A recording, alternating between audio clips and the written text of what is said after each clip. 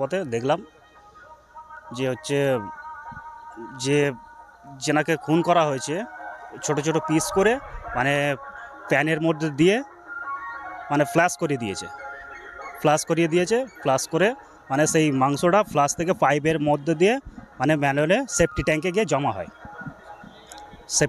জমা হয় সেখান থেকে যিনি উঠিয়েছেন আমাদেরই বোনাই হয়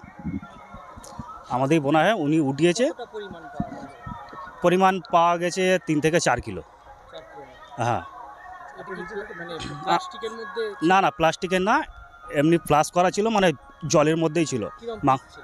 পিস ছিল যেরকম কিমা করে, মানে এরকম ছোট ছোট পিস আছে, মানে আপনার পকোড়া পিস আছে, ওরকম পিস করা হয়েছে 3 থেকে 4 কিলো। হ্যাঁ, আমি দেখেছি, আমি ছবি উঠাতে গেছি, আমাকে মানা করেছে, আমাকে ছবি উঠাতে দেয়নি। গন্ধটা মানে জলের মধ্যে সব ধুয়ে গেছে, সাদা হয়ে গেছে।